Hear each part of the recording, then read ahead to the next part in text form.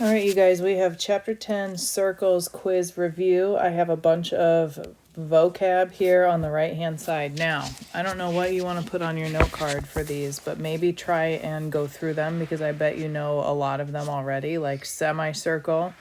Remember how to look at this. So this is an arc that starts at A, goes to G, then ends at F. So A, G, F. That right there is a semicircle because it is half a circle because this is a diameter, okay? And by the way, that is the next vocab word. From A to F, trace it with your finger. Here's A, here's F. That is a half a circle. It goes through the center right here. It cuts off half a circle. That is why it's a diameter, okay? From B and to D, let's look at that line right out here. The one that touches the circle in only one spot, by the way, that's called a point of tangency, is called a tangent line, okay? Maybe that is a word that you want to put on your note card, okay? Starting at C, ending at G, which is right here, is less than half the circle, which is why we call it a minor arc. And maybe make a note to yourself that minor arcs are 2 letters. Maybe that should go on your note card. We have from E to G, here's E, here's G, and it does not go through the center of the circle. That's why it's just called a chord. Okay, vocab word. Letter P, hopefully everybody got that one. That is called center.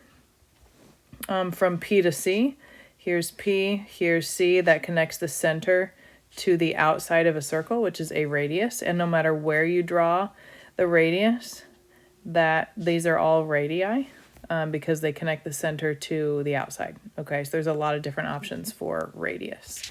And then trace this one with your finger, A, F, E, starting at A, going through F, and stopping at E. That is more than half the pizza, and that is why that is called a major arc. And make a note to yourself about that one, that for a major arc, we use 3 letters. Okay. Now we have a couple of questions that they're asking us about. So now I have some numbers to throw in here. If EC equals 8, where's E, where's C? Here's E, here's C. If that entire thing equals 8, then I have to figure out what PE is. Well, PE is only from here to here, which since from E to C is a diameter, and P to E is a radius, I believe that means that this is 4 and this is 4. Okay, so PE would be just 4. Be careful about that because EC from E to C is 8, and as you know, the center should cut that in half. So half of 8, we got 4 here and we got 4 here, okay? And now let's look at PC. Okay, so different question. I'm going to delete these 4s. I'm going to erase them. And now I'm given, if PC is 10, where's P? Here's P, here's C. If that is 10, I'm going to put 10 there. That's a new question, okay, separate from number 9.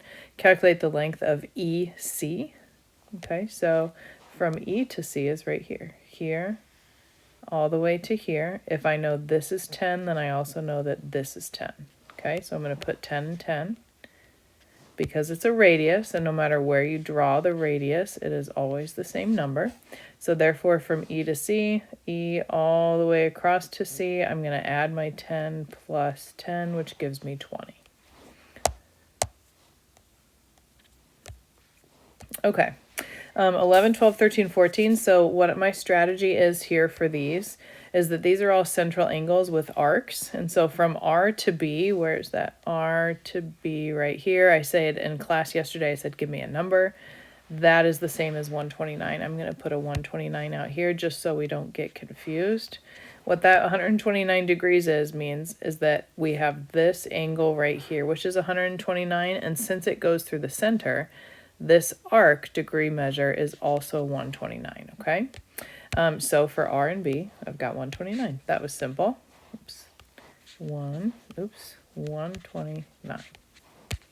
Okay, HBR, let's trace it with our finger. Here's H, here's B, and here is R. And look, HR is a diameter, so that's exactly half the pizza. So I'm pretty sure that this entire arc right here that is in blue is exactly 180 degrees, which is fantastic because it is cut off by a diameter. So it's exactly half the circle. You guys know that a semicircle is 180 degrees. Okay. BH, how are we going to finish this? How are we going to figure that out? We already decided that this entire half a circle was 180 degrees, and part of it is 129, so how can I figure out what goes here? We subtract from 180. So I'm going to do 180 minus 129 gives me 51. That goes here. Okay. How did I know that it started with 180? And that is because it is a half circle, you guys. Okay, 51. All right, one more. FBR. FBR. Where is F? Here is B, and here is R. Okay. Well, I think I have a giant question mark right here. So let's figure out what goes there. I believe if we look at this side of the circle, I also know that that is 180 degrees, because isn't that the other half of the circle? So if this is 80, I should be able to figure out that this part right here is 100 just by doing some mental math, because I know they're supposed to add up to 180 degrees. The same math that I did right here. If I have half a circle and part of it is 80, the rest of it is 100. And so now I can figure out FBR. I'm starting here at F. Let me erase my highlighting. Starting at F, going through B, and ending at R. Okay, so I have to add up 100 plus 51 plus 129. And I believe that is 280 degrees. You can check my math on that. But this part is 180 plus another 100 is 280. Okay, so there we go, 280 degrees. 15, 16, 17, 18 are the same way. You got to look at those diameters and figure out what is missing, okay? For number 19, I want to zoom in on this really quick, because this is one of the other strategies and one of the other things that we talked about in class this week. We have this something called a central angle, and we have what is called an inscribed angle. And you need to know the difference between the two, okay? A central angle goes to the center. Yes? See how the angle touches the center? That's why it's called a central angle. That is pretty simple. And we have a different type of angle, which is called an inscribed angle, which notice how this angle touches the side of the circle, not the center. Okay? Here's the center. Here's the outside of the circle. That is a big difference, okay? So when we have a central angle, these are the exact same. That's exactly like the question we just went over. This problem right here, these were all central angles because they all touched the center, okay? So therefore, if we knew this, we knew this. This is 129, this is 129. That is a central angle. But how to do a different type of question is an inscribed angle. So I want you to have this written down probably on your note card. If I tell you that this is 40, that means that you double it to get the arc, okay? It's not the same like it is over here, okay? The relationship here is double. Or sometimes I will give you an arc and I need you to tell me the angle. That means you cut it in half. And you need to be able to decide when do you double it and when do you cut it in half. It depends on what you're given. If you're given the angle is the smaller number, you double it to get the arc. If you're given the arc is the bigger number, you cut it in half to get the angle. So that is something that definitely needs to go on your note card so that you have an example to look at so that you can get these answers correct, because they're actually very, very simple. Okay, so compare to this picture right here, we have an inscribed angle, okay? And I'm given the arc. I'm given the arc. How do I figure out what the angle is? I divide it by 2.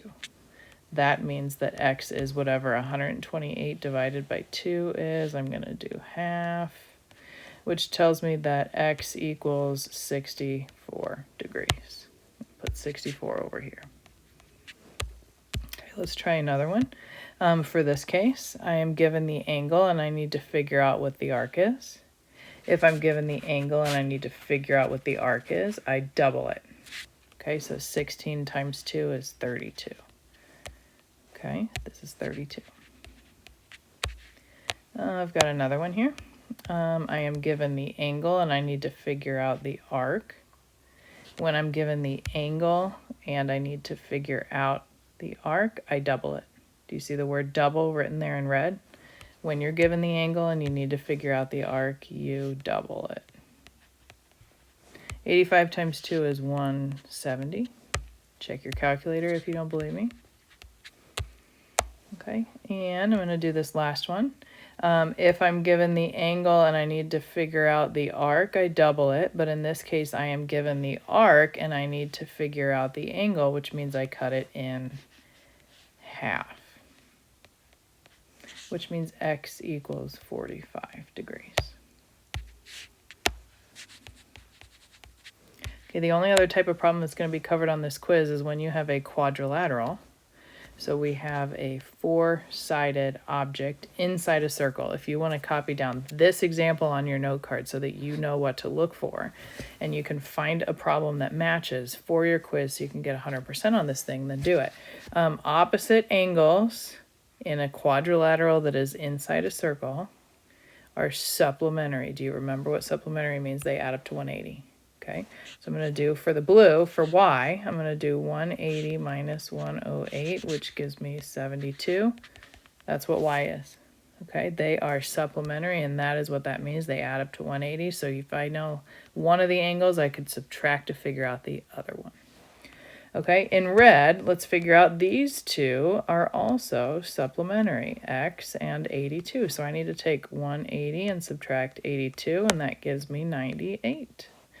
That is what x is, okay? That is how we're going to do those inscribed problems, and I gave you 2 more to practice with. Thank you for watching. Let's crush one of our last quizzes of the year, you guys.